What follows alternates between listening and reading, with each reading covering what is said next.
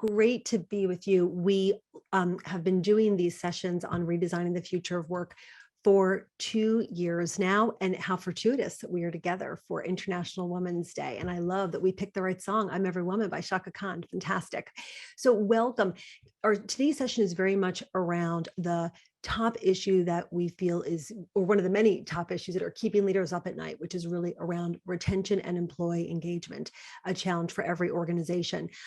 First, I see lots of new folks who perhaps are not familiar with Inspire. Just to very quickly introduce us, we are a secret weapon to CEOs and CHROs alike.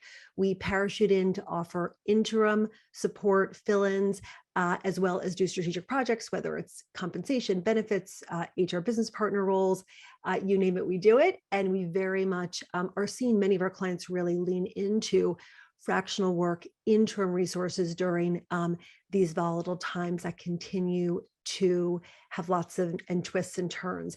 Today, more than ever, we're really seeing organizations prioritize retention. A survey by Fidelity said that 39% of employees plan to change jobs in 2022. Return to office is starting to get real as LA lifted mask mandates on Friday. Manhattan, New York City, which I live near, lowered them on Monday. The job market is still incredibly challenging for recruiters. And how are we as HR leaders expected to do it all? How do we really build those strategies to focus on retention and recruitment all at once? So nothing we can't solve together as the Inspire community. So we are joined by three fabulous experts in this field. Anne Mellinger, CEO of Brilliant Inc., Daniel Choi, from Senior Vice President of People at Slick Deals, one of our clients that we love, and our very own Tara Johnson, who's an Inspire expert who very much specializes in employee engagement and culture communication. So we are in fabulous hands with these folks. I always say that if we can leave our hour together each month with three things that we can take back to our inbox to put in place, it's time well spent. So let's dive right in. First up, just to kind of really set the table, 45% of workers now work from home, either part-time or all the time, according to Gallup. So I want to start with this moment. What does that mean for employee engagement efforts underway? Are there specific hacks, techniques that you've seen work during the pandemic that are particularly effective for remote or hybrid workforces? So let's start there. Anne, if you can kick that one off, I know you have lots of wisdom to share. Yeah, this is definitely, for those of us that have been working in employee engagement long before the pandemic, this is definitely something that in some ways we see as a real positive because the playing field is level. We work with clients who, for example, have their headquarters in the Bay Area. And pre-pandemic, there was a huge differentiation between the employee experience at headquarters in San Francisco and what employees were experiencing maybe even at a smaller office in New York, not to mention the person that's working in a satellite office in Oklahoma City. And so what's happening now is that everyone really is equal. If you have a team that's remote or even hybrid, regardless of where people are working, we have to be really explicit and intentional to make sure that the experience is consistent. So things that maybe we could convey a little more easily in person, we now have to be very intentional. So here are the ways that we work. Here is what we do. And with that comes the need for more tools that really empower people to have that autonomy. And so what we're seeing with a lot of our clients is really thinking about what are those tools? Maybe we need to upgrade some of the tools that we're already using. Last year, I lost count of the number of clients that were like, we need to overhaul our intranets. Everything right away. More accessible, right? Exactly. We need more tools. And so it's kind of that balance between giving the information, being explicit about what we want and what our expectations are, and then making sure that everyone can access that information really easily. I love that approach. There was a great study out of Harvard that talked about how flexibility is one of the key things that people want. And what you're talking about is a kind of choose your own adventure. Like, we're going to give you tons of options, and then you can make sure that that there's lots of layering with the messaging and that people can get them in lots of other ways. Other thoughts from folks? Yeah, I think, what's important, especially during the time of the pandemic, if organizations are also growing in size too, is over communication. That's probably better than just a one-time, communication, because as new employees join, they're not going to get that same message. The other aspect of it too is, again, depending upon the size of the organization, I call it the drip method is, communicate over a period of time so that they can absorb it and then communicate it again and absorb it and communicate it again, absorb it, and make the messaging, it's coming soon. Here's why it's coming soon. Here are the benefits. Here's the impact it's going to have, so that people start adopting it over a period of time. And we have to understand that, especially when you have a distributed workforce, people tend to absorb and digest information differently. And so kind of taking that approach also allows this diverse workforce to kind of just look at that information and digest it the way they want to and when they want to as well. On their terms. Yeah. Yeah. Yeah. Yeah, I think the common theme that we're hearing here is just the importance of internal communications, but not just communicating just for the sake of it, but just being very intentional and being very strategic. And so, one trend that I've seen that's been very interesting is just this influx of new internal communications positions being created. So if you look on LinkedIn, for example, there are some companies where they're either expanding their internal comms team or their efforts, or they're hiring their first ever comms person. And so what that means to me, and what I think all of my panelists or fellow panelists are saying, is that there's just more focus and really understanding that, wow, internal comms really is the key driver of employee engagement. And right now, given the way that we're working, right, these shifts, remote, hybrid, that is the tool that we have to use to be able to effectively communicate. And what are the different ways that we can do so? And how can we make this a very meaningful and impactful experience? Absolutely. It's just so interesting to see that the roles of HR comms, it's all just really been elevated during these times where we needed to really reinvent the way that we're communicating with folks.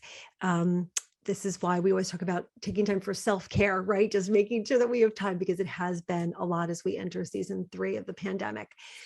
So Ernst & Young reported in September that 35% of employees want a complete return to office. They are done working at their dining room table at a folding chair, while 90% of employees really want that flexibility. They want more of that hybrid.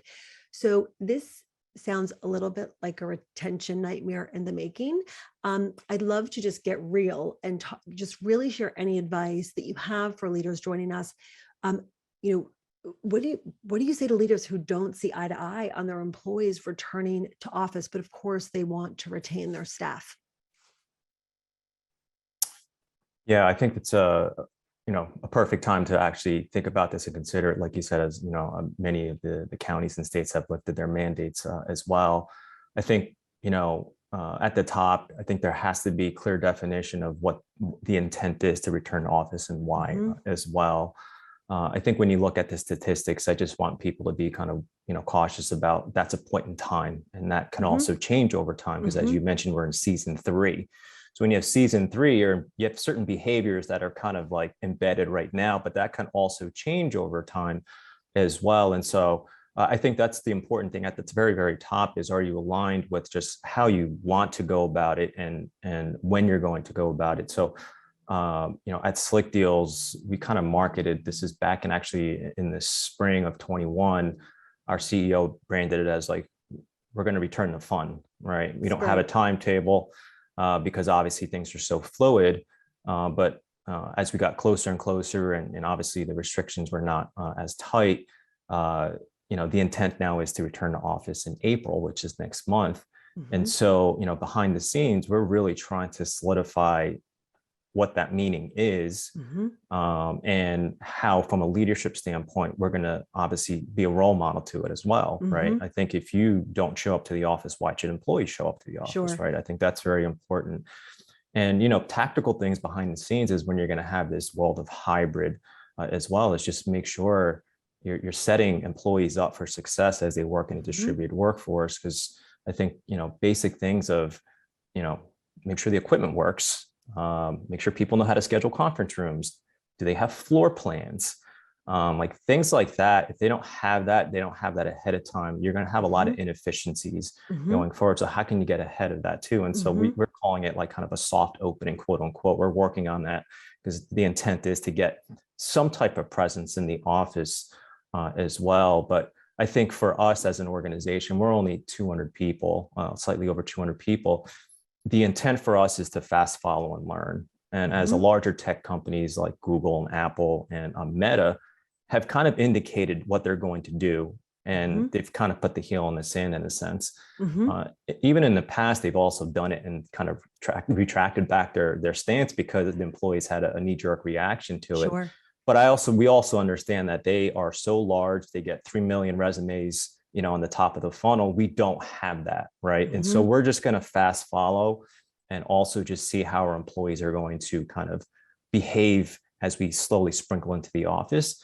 And then I think it'll take care of it by itself. And so those tactical things behind the scenes, we do want presence in the office. We want to solidify those things. So again, when we have bodies in the office, we set people up for success. And return to fun. I love that. I love that. I am curious from the community that's here, how internal comms has played out. So in a moment, we'll pop up a poll on your screen just to start to get a sense of, since the beginning of the pandemic, have internal comms really changed at your company? And have you dedicated more resources to internal comms? I'd love to launch the poll and just see how it is played out. We certainly know that it is the stuff that's keeping us up at night. I'm just curious, are there dedicated roles and resources against it? Yeah, so from the folks that we have gathered, we're looking, yep. So 48%, yeah. So the majority of folks that are with us today have definitely prioritized it. So, and this is why you've been so busy. Terry, you too. So lack of communication can really lead to major missed opportunities for employers to build that goodwill and show that you're really listening. So for example, we have 2 specific instances we want to share of how not to do it, of kind of under communicating. So first up, Ernst & Young finds that 49% of employers are planning to make moderate to extensive changes to allow for more hybrid, but only 40% of companies have communicated these plans to their employees. Another company, Lever, a recruiting software company, found in a recent study that nearly all of employees, 97%, reported that they have introduced, 97% of employers have said, why, yes, we've introduced lots of measures around diversity, equity, inclusion, belonging, but almost a quarter, 24% of employees believe that their employer has introduced these measures. Again, massive gap. And I know from the folks that are with us here, we spend so much time building these strategies, getting the deck perfect, making sure that we have the right verb tense, all those things. But sometimes in this very crowded space, things just cannot be absorbed. There's definitely this gap. So I'd love to share what are some effective internal comms techniques that we can suggest to the community that employers might not have tried yet to help with these gaps. Tara, do you want to kick that one off? Absolutely. And so first off, I'm just, as a comms person, I'm thrilled to see that many of you, 48% are dedicating more resources to internal comms. That's exciting, and kudos to you for that. And on that note, right, so understanding that we have a wide spectrum of folks here that, again, you might be very early in your internal comms journey, to those who you've been doing this for some time. And yes, you've had to make some pivots and shift, right, over the last couple of years. And so I'll kind of try to speak to both spectrums or areas. Great. Not to assume, right? So one, right, if you're early in your journey, there are definitely some, as I like to call, kind of check the box or just some standard techniques and things that you definitely want to, make sure that you're hitting, right? So email communications, I think that's probably the first place where we all start, right? Are you also dedicating time and announcing this at your all hands meeting? and maybe having some Q&A around that to make sure not only are you communicating it, but also there's an opportunity for dialogue for people to ask questions and really understand, what does this mean for me? How does this, and maybe what might my role be in this, right? Whatever the context. If you have, right, which at this point, we probably all have intranets, right? So a place or a central place where we're posting information for employees to go to. So do you have it posted there? And is it somewhere where it's easy to find, clear language, et cetera? And then also thinking about maybe like the concept of influencers, right? So who else in the organization, right? Your leaders, are they equipped with talking points and information to be able to continue to reinforce this and reiterate this to their teams in team huddles and one-on-ones, et cetera, right? So that would be kind of the basics. And then let's say, all right, yes, we're already doing that, and people still don't know about this new initiative.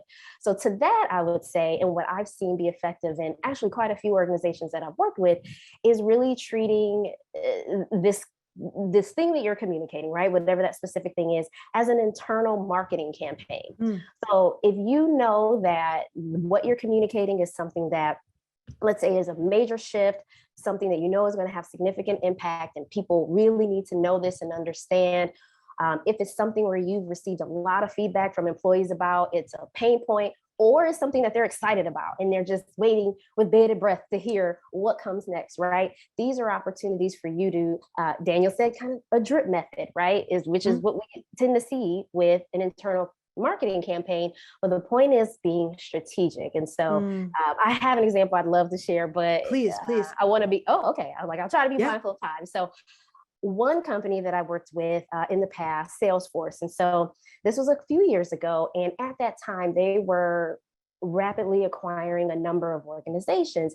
And so at some point, someone had the amazing idea to say, all right, this is happening. And we don't want to assume that our employees know what's happening and why. And they likely received a lot of questions about it. So they said, let's partner with our learning team. Let's create a learning module about what are mergers and acquisitions? What does this process look like? How do we make decisions? How, what's your role? How could you help in, this integration process with new employees that are coming on and joining this culture and joining this team, right? And a number of other just important touch points. And so created this learning module, and that in and of itself is a communication strategy. Sure. But kind of elevated that to say, let's phase this communications out over a series of, let's say, 3 to 4 weeks. Let's create targeted, communications to specific groups to have them take this learning module to learn more about it. Let's incentivize people and say, hey, the first 100 folks, you'll win a gift card and maybe some swag or something of that nature. So try to create, some buzz around it. All to, again, drive awareness, drive attention, elevate it, for this particular thing that they were looking to communicate and really help people understand.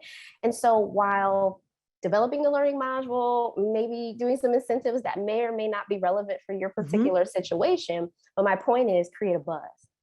Absolutely. And really activate people around it.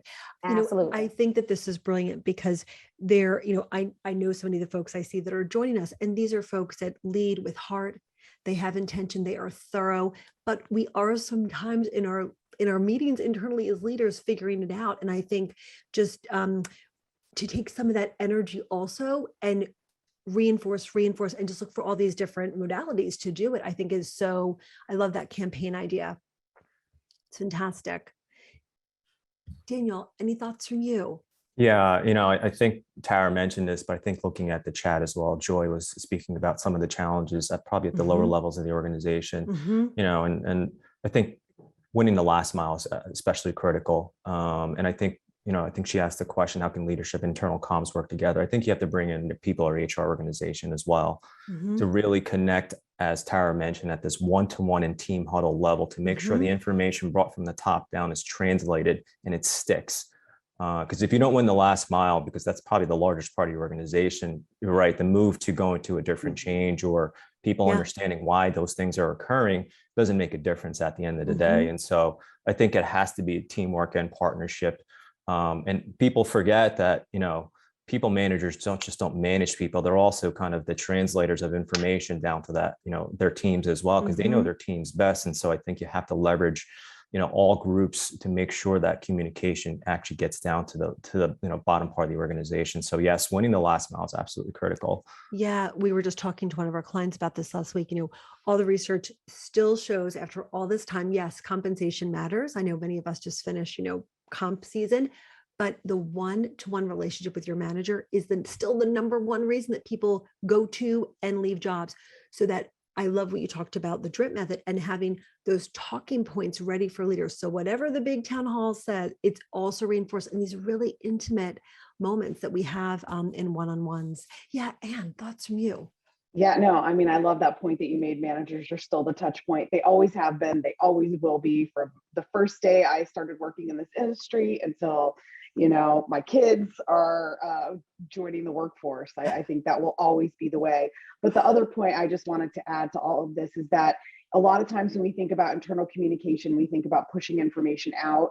And one of the most important things that communicators can do right now is to listen. And surveying is just so important right now. I mean, because what people want has changed. The topics that they want to hear about has changed, but also how they want to hear about information has changed because the whole world of work has changed. Right. And so surveying more often than you used to is really important. We have some great resources on our website that we can drop into the chat about, how to Right. do a great communications preference surveys, different employee surveys, because that's really important. There is great dialogue happening in the chat as well around personas, and that's another great piece that you can use your survey, your focus groups, other types of listening to update your employee personas, because again, those have changed.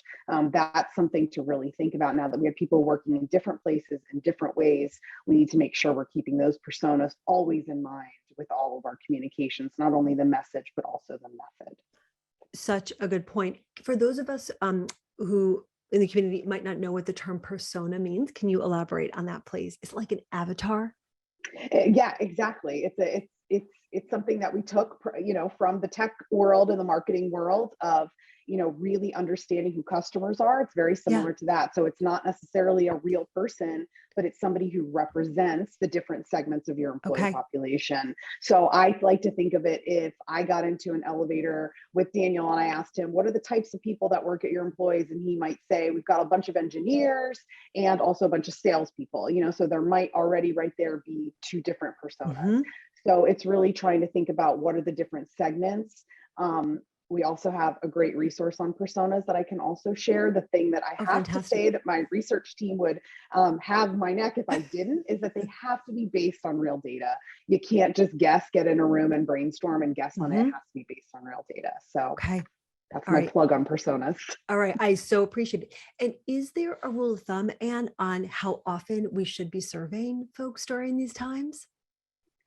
The rule of thumb is that it should be more frequent than usual.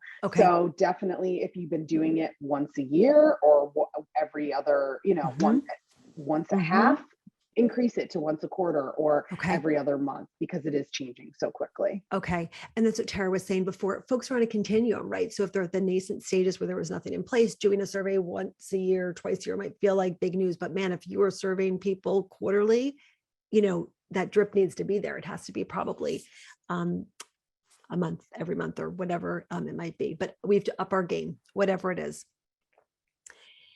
So I want to switch gears a bit. A CNBC SurveyMonkey workforce study found that 80% of workers want to work for a company that values DEIB, we call it at Inspire, diversity, equity, inclusion, and belonging. And I know it's a long acronym, but I think that the B for belonging is really so key during these particularly volatile times. So I'd love to crowdsource from all of you. What are some examples of DEIB in the workplace that matter the most to employees? And Anne, I know how laser focused your organization is on this. Do you want to kick this one off?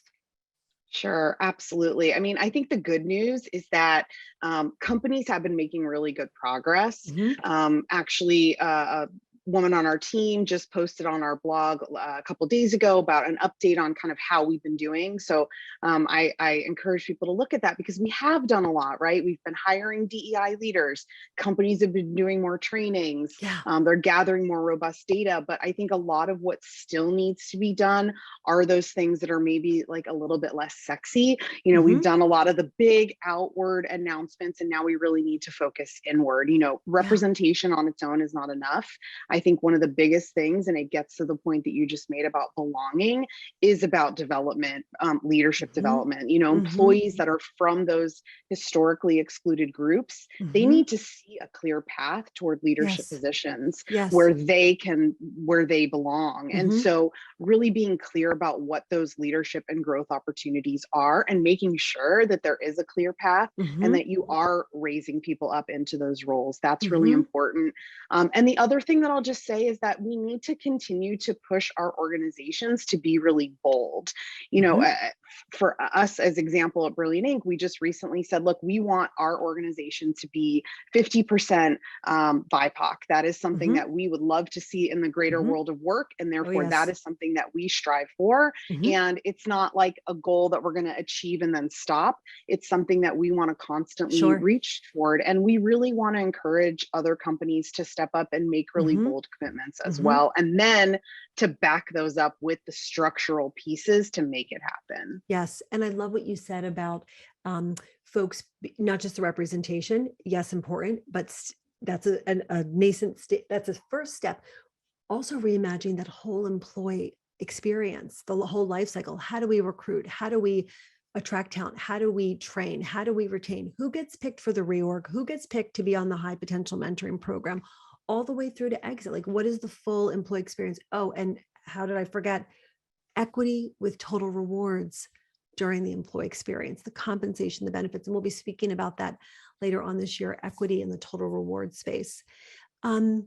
Daniel, I know that so much has happened at Slick Deals with regard to this as well. Thoughts from you? Yeah, I mean, I think Anne had, a lot of great points. I think what's, give you a couple examples, what Slick Deals has done, and it's kind of a systems change as well, is we're moving and leaning towards a lot of pre-reads. And why pre-reads are important is again, everybody absorbs, learns, and digests information differently. And then they can have more active participation during those sessions as well. And so what traditionally tends to happen is you may have these type A personalities that tend to take over the meetings itself, and your introverts, it takes them a while to absorb a lot of this information. They can't even get into the conversation. So how do you create a more inclusive environment and a sense of belonging? And that we've actually had a lot of feedback around that, is like, we need time to understand this and digest it our own way. And then we can go into these meetings with these open-ended questions, and we're ready to actually participate collectively together. Another systems change that we also made is, Anne spoke about, especially during these times, about listening to the employees. We've really kind of worked with managers to make sure that your one-to-ones are not about operations and not tactical stuff. It's about, like, what are your challenges? What are your roadblocks? How are you feeling today? Right? What would you do differently in these situations? So again, it's kind of getting this feedback from the employee base of just understanding how they're feeling at that moment, kind of the challenges and roadblocks. And what tends to happen is it becomes more of a human conversation. And some of those challenges and roadblocks, because of the pandemic, are not work related, right? There are things outside of work or distractions that doesn't allow them to focus on work as well. Well, that type of format, the employee feels like you're hearing me, you're listening to me, they're listening to me, and that sets a different stage, where I think historically, and perhaps other companies are in that situation, it's tell me about your KPIs, your metrics, your OKRs. What are you meeting the deadlines? Why can't you meet it? And it's such a very tactical conversation and not a bottoms up world. And so again, I think we're not there yet. We're slowly getting there. And that's also changing the way we do our performance review process as well. We're much more forward looking than backward. It's more coaching and feedback and development and growth and opportunities than it is about what you did 3 months ago and 6 months ago. It should be constant pivoting along the way too. And so the systems change is pretty important. And as Anne mentioned, obviously, yes, the representation piece is a piece of it, but what you do inside the organization is pretty critical on how the system operates as well. And so those are the changes that we've kind of moved forward. And obviously we still have a ways to go, but obviously I encourage every HR leader or, HR business partner out there to really dissect the organization, how it Mhm. operates, because you'll find out there are some pockets and holes that you can kind of probably fill immediately and change that environment where people do feel more Yes. inclusive and have a sense of belonging in the organization. Yes. I love what you said about asking how someone is like really, really doing, because I think boy, have we proven we can be productive during a pandemic. I mean, every organization is growing in a way because we don't have the space between meetings. Many times we're back to back. So the productivity there, but that's come at a cost. And it also has perhaps not allowed for these more casual, remember, like we used to see people around a water Yeah. cooler, like in the elevator bank, those things, to like really see words and body language, really read someone from the shoulders down of how they're doing. So I think creating space, we often say to our clients that when you have your one-on-ones, the first item on the agenda should be you. Why are you? How are you doing? Like that should always be the first agenda item. And I love that you're making more time for that. Tara, thoughts from you? Yes. So Jamie, actually something you touched on earlier, which was equity. So Mm, what I understand and what I know from, employees that I coach and work with and just over just the span of my career is equity in pay. That's huge, right? People want to know, well, equity in a lot of senses, but I'll start there. Equity sure. in pay, people want to know that they're being paid competitively, but also fairly, right, within the Oh, yes. organization. Also equity from a standpoint of just equal access to growth opportunities. I think Anne Mhm. touched on this a bit as far as growth goes, right? So we want to know that um, I have access to grow within this organization, to have access to professional development opportunities, Mhm. to be picked for stretch assignments. And even though I may be an introvert, right, and I don't express myself, or I don't, express myself in a way where Yeah. our workforce really values extroversion, I Yes. still want to know that I can be my introverted, wonderful self and Uh-huh. still be tapped for leadership, still be Mhm. seen as a high potential, and still have those opportunities to grow. So Yes. those are things that are really meaningful. That again, taking in that feedback, and regardless of what your DEIB strategy, right, your Mhm. focus areas will look like, because for some organizations it will look different, right? And a big Mhm. part of that is really understanding what your employees, what matters to them, and Yes. what they would like to see in the organization in the way of this. So that's a big piece of it. But more than anything, right, people want to know you're serious. Right. So we can make these big commitments Mhm. and, say these are all the things that we're Mhm. going to do, but we want to make sure it's not just lip service Oh, of or something course. for publicity, excuse me, but we want to know that you're serious, you're Mhm. committed, and that these things are going to happen, right? So what does Mhm. that look like? That looks like having an actual strategy in place, right? One that's tangible, with goals that are tangible and Mhm. measurable, that there's energy and resources Mhm. behind this thing, right? To see it through. Um, Really what I'm saying is just action and accountability, Oh, right? So yes. whatever your DEIB strategy looks like, just make sure that you have one and that there's real commitment behind it. That Yeah. matters to Yep. people. We always say it Inspire, what gets measured gets done, right? So really, at a board level, a leadership team level, really making sure that these things are part of the entire employee experience and have leaders really crushing it on these goals impact their own comp. I have personally found to be the most motivating way to get leaders really on the bus is really to link their personal compensation package to moving the needle on some of these DEIB metrics. And when you see someone who really is incredibly inclusive and really gets the employee experience right, catch them being good, call them out, have them a role model, and have them, be identified as a high potential. I mean, that's the way I think. That is one of the many strategies to really weave this in. I want to touch on one thing, which is that we've heard from a lot of our clients that the pandemic and this Zoom box, Brady Bunch box moment has actually given unexpected access to folks who were traditionally feeling marginalized or introverts who didn't feel like their ID didn't even have access to the floor on the elevator bank that went to the top level. And there they are, literally 3 boxes down from, the chief marketing officer. And then, by the way, they can get them in chat. So have any of you had thoughts on that, just of how perhaps some lessons learned during the pandemic that have given more access and have, in a way, been more inclusive, how we kind of take that with us moving forward? as we go into being in person again? Yeah, it's a great question. I think what you learn is the hierarchies flatten dramatically in the digital space, because now you have the Brady Bunch style view of everybody. The other aspect of it too, now you're humanizing people because their backgrounds, you see that they are tending to their children, and they have pets running around, and they're you see the other aspects of their lives, and so you actually are connecting with them at a different level Mhm. as well. So as there are pros and cons to being in having Zoom fatigue, or Yeah. and dealing with that, but there are also pros of actually meeting someone at a different level, which you would Yeah. not at the office, because when you're at the office, sometimes it tends to be very like work centric. It doesn't cut across Right. to the personal aspect of it. But Right. now you have the visibility of someone's background to kind of have some conversations of whether it's a pet running around, or Yeah. someone Life. your child Life. dropping in and just crying and laughing, or Right. things of that sort, and you Yeah. can just have a side conversation around that. So Yeah. I think there are benefits to having that situation where Mhm. we are virtual, and you can connect with Mhm. higher level executives in that way as well. Yeah, there's some things that we cannot unsee. Like I've seen so many people's nightstands. Like there's just, but I think, we used to, when we were all when pre-pandemic, usually the one insight that you had to someone is a very beautifully photoshopped picture of them and their loved ones or pets on a desk. And now that person is literally in the Zoom screen, like sometimes like leaning in, as you said, on the keyboard, whatever it might be. Yeah.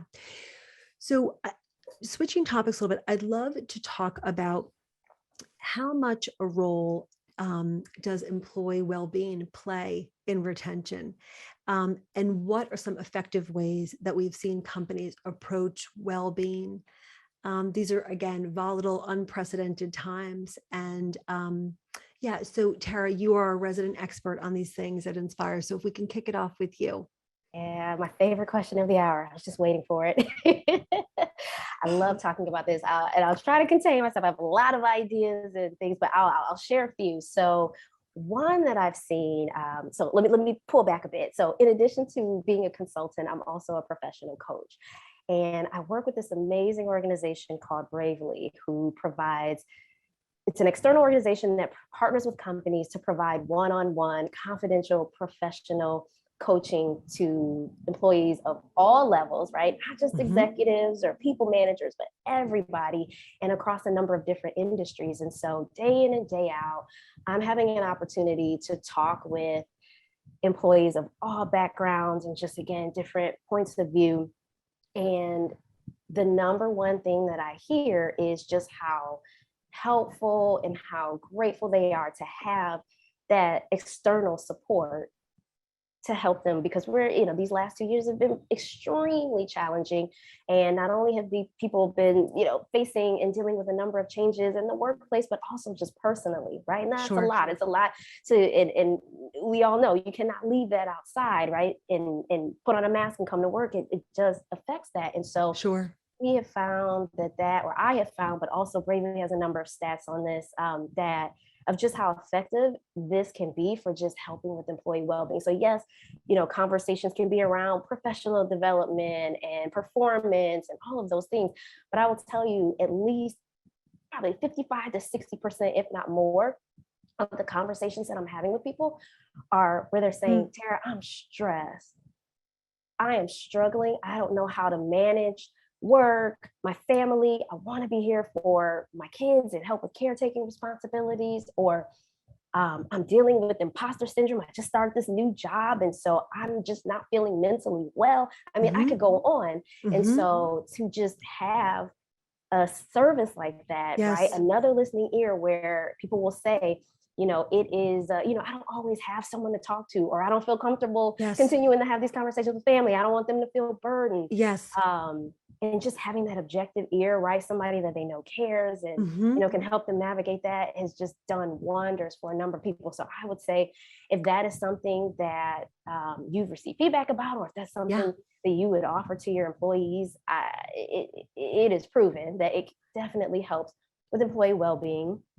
We're huge fans of Bravely. I know we're huge fans of Bravely. And I know that their whole mantra is that it's the democratization of coaching, right?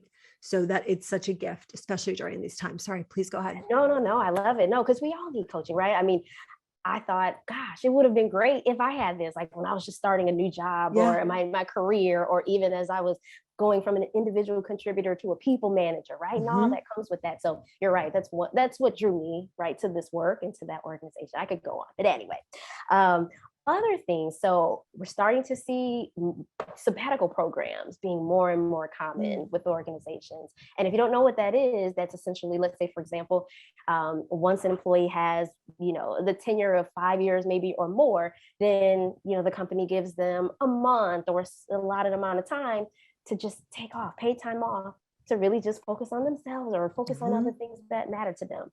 So that's something where that has significant impact positively, right, on employee well-being. Having, this is probably more common, is having a wellness reimbursement or a wellness allowance, right? So that people can choose, because Mhm. wellness means different things to different people, right? Sure. Sometimes it's physical, emotional, mental, etc. Right? So it's whatever will help improve, increase, help a Mhm. person's sense of well-being, to be able to give them resources to Sure. be able to choose their way is certainly something that is helpful. And then the last thing I will say, oh, no meeting Fridays, that's another one. And then the last thing I'll say is there's another organization that I love. It's called Craft Jam.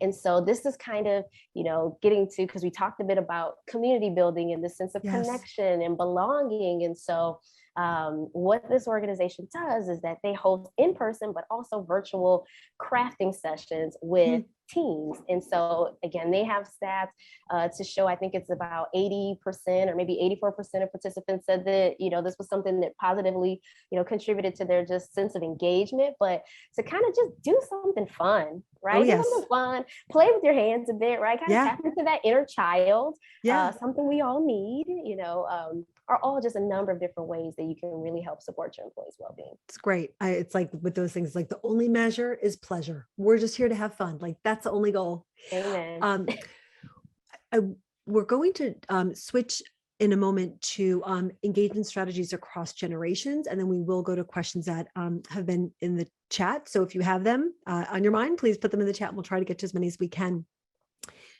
So I'm going to ask Daniel to kind of lead us on effective and effective retention and engagement strategies across generations. But if folks could start by putting in the chat anything that they have found as a method that works particularly well with one or more generations specifically. But Daniel, if we can pass the microphone over to you, you are a wealth of knowledge on this. I'd love for you to share some of your ideas. Yeah, one of the things I suggest to my fellow HR peers that I know very well, and obviously to anybody in this group as well, is actually kind of do a breakdown of the generations inside your own organization and see what the makeup is. What we've learned at Slick Deals is once upon a time it was 60% Gen Z millennials, and it went to like 82%. It swung substantially with the hiring path that we did have.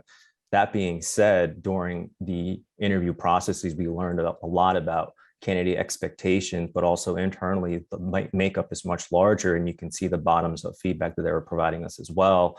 So one of the things I think you have to do working with the leadership team is how are you going to change the temperature and the climate of the organization to meet the needs of all generations? We don't sway so far to one side and exclude the others. Well, this kind of ties into the DEIB aspect of it as well, with generational differences too. Of course. And so that is actually looking at your policies, your perks, your benefits, your willingness, which again, you'll see different generations kind of bite their tongue for recognition, right? Because I think there's a struggle with too much recognition. It doesn't mean much anymore, but not enough. The person doesn't feel valued inside the organization.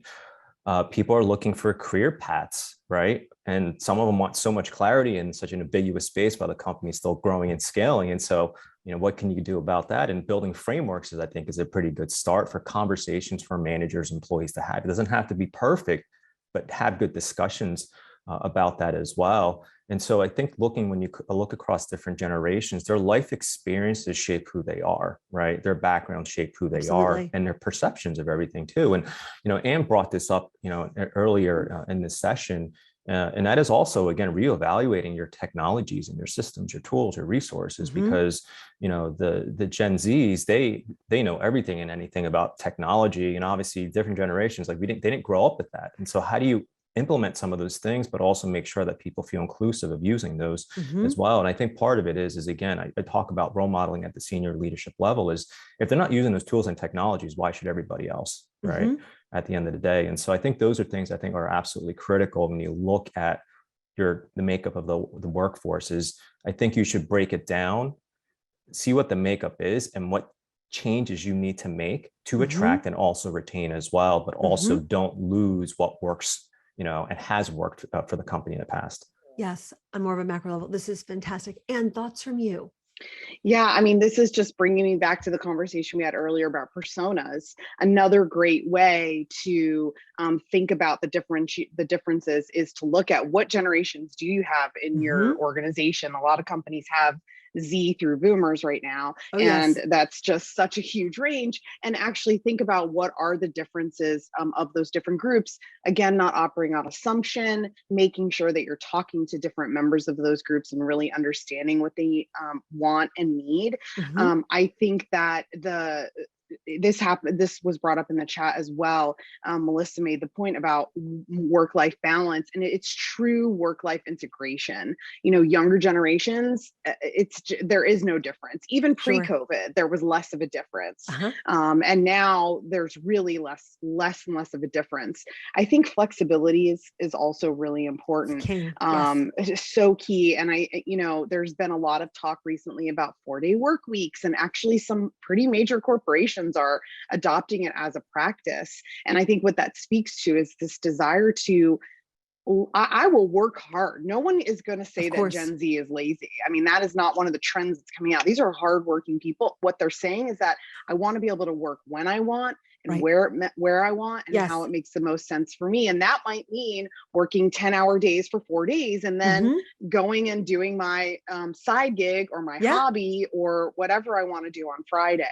And so really looking for ways and challenging leadership to be able to think differently about, we can't, these rigid ways of thinking, even just thinking about balancing work and life. They don't want to balance, they want to integrate. And so really thinking about those differences is crucial. Absolutely.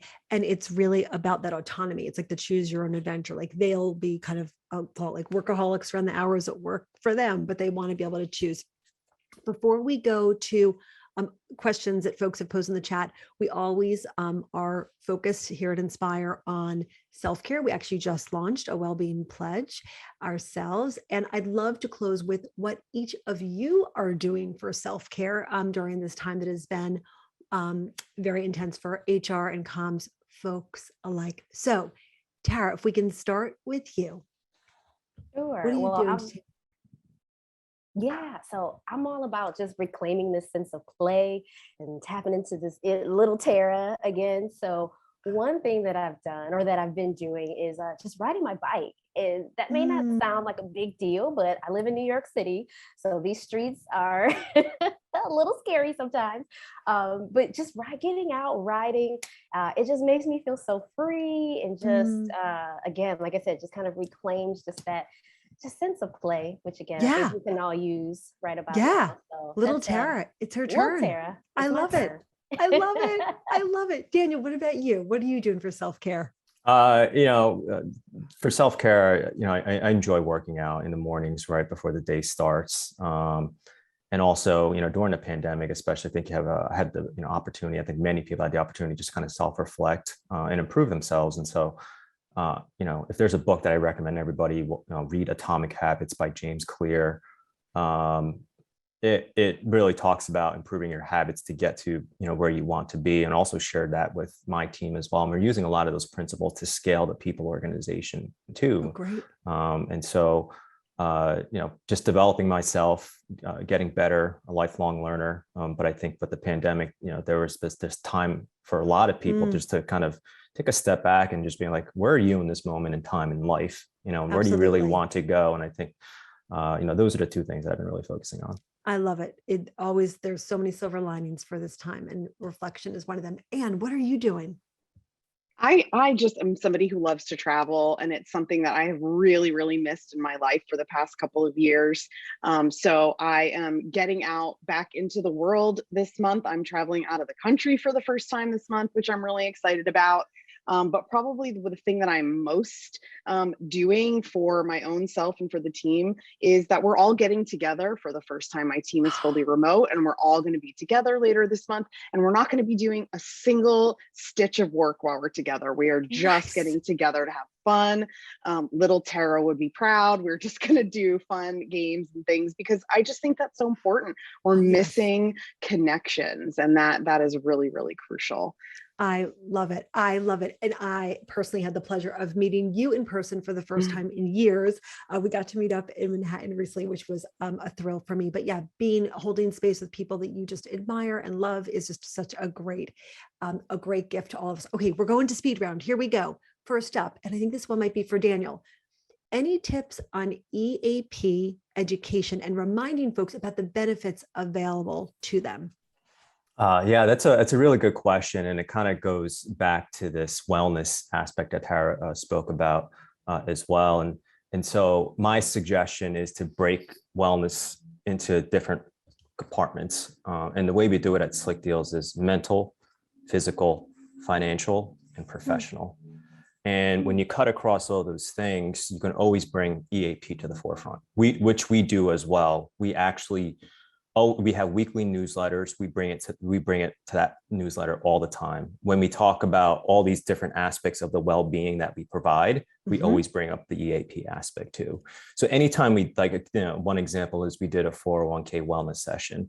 By the way, you'd be surprised how many people are not signed up for 401k in your organization, and totally forget that they get perhaps the company doesn't match, and Right. like that statistic is unbelievable. You would think it's 100%. At Slick Deals, it's not 100%. So that's why we wanted to educate them on that piece. But we always remind them, hey, just a reminder, our wellness, our well-being is financial, physical, lost my train of thought there, but always remind people about the The EAP 4 aspect of it sections. as well. It's Yep. fantastic.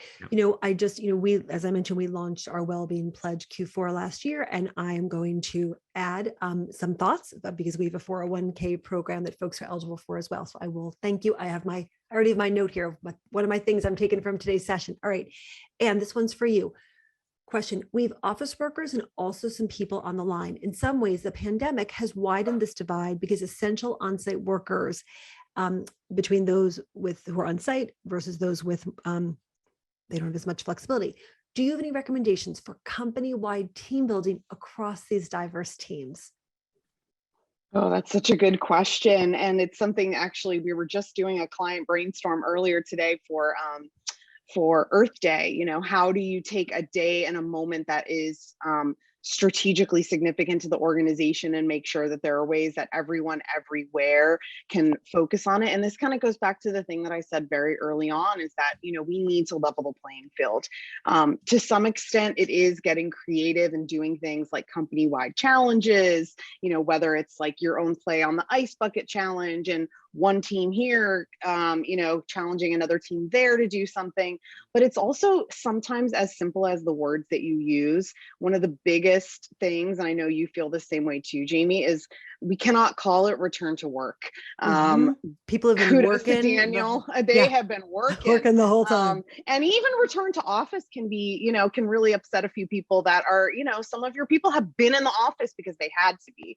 So I love Daniel's return to fun, thinking about different ways to make sure that you're really including those people that have had to be there in the office every day throughout the pandemic and never really got that, opportunity to sit in their sweatpants and work. So, I mean, to me, the best thing is to sort of look at try to work in those opportunities to include people that are in the office. They might be able to do things a little bit differently than those at home, but really looking at opportunities that are going to create a seamless experience for everyone, no matter where you're working. And technology and some of the tools that are out there for us are a great way to do that. Great ideas. Okay, Tara, this one's coming for you. Free lunches, happy hours, foosball tables, and a fun atmosphere were all the rage for a while. Do these office environments still attract workers? Can a fun office environment make a difference between taking one job versus another? That's a great question. I think pre-pandemic, I would have said, oh yeah. But now I think just consciously, like there's been just a collective conscious shift, I believe, in terms of just what I'm hearing more and more and more is that, yes, some people just complain about being forced. They feel like these happy hours and some of these fun things are forced. But anyway, I don't want to get off track. But to answer the question, I think there's just other things now, balance, well-being, and Mhm. different ways to address that seems Mhm. like that would move the needle. And Mhm. if those things aren't necessarily in place, right, some of the things that I mentioned, a Yes. lot of it has to do with just flexibility and how people work, where they work, and what that means in terms of paid time Mhm. off, right? Whether that's Yes. mental health days every month, whether Mhm. that's a certain a limited vacation time, whether it's no meeting Fridays, right? Whatever. I Yes. think that if those things aren't in place, all the other bells and whistles just aren't as impactful right now. Yes. We were telling a client recently, it's like, think of Maslow's hierarchy of needs. The well-being is like food, water, and shelter. And the ping pong table is like self-actualization at the top of that triangle. It's, yeah. Mhm. Daniel, this one's coming for you. Do you think CEOs are ready for the dip in productivity when people come back to the office? Is lower productivity maybe a worthwhile exchange for deeper engagement and more satisfaction? Yeah, I mean, I guess it's a to be continued answer, to be quite honest with you. And that's one of the things I recommend to HR leaders is to get ahead of it with the CEOs and the C-suite or the leadership team, is almost saying if that were to occur, or let's prevent it ahead of time as much as possible, so that we are, as Tara always kind of mentioned in this session, is to be strategic about it, right? Yes. Not be reactionary in these situations. So if that's something that you're predicting in your own organization, is what can you do to get ahead of it? Mhm. So there is, minimal distractions and clunkiness around that aspect of Yep. it. So, but that is true. It could potentially happen. And I think Sure. that's why even at Slick Deals, we're thinking about the soft opening, right? We're thinking like we're going to have some really clunky situations. Right.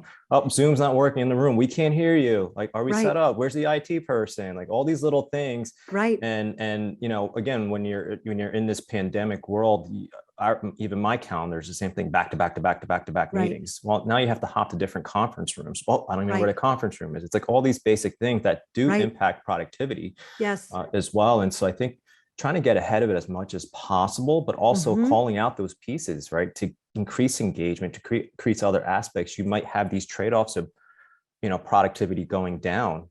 Are you okay with Absolutely. that? Right? Yes. Let's have that discussion. If not, let's talk about trade-offs. Yep. But at least there's alignment up top. There are no surprises. And Right. I think you could be as predictable as possible. Absolutely. So speaking of which, this brings us to the top of the hour. And I know everyone has another Zoom call to probably hop onto. So, oh my gosh. And Daniel, Tara, thank you so much for this wisdom. For folks who are joining us, you can always catch recordings of our past 2 years now of redesigning the future of work on our website, inspirehumanresources.com. Thrilled being together. We will see you next month where we'll continue the conversation. Be well, take good care, stay healthy. And again, happy International Women's Day. Bye-bye.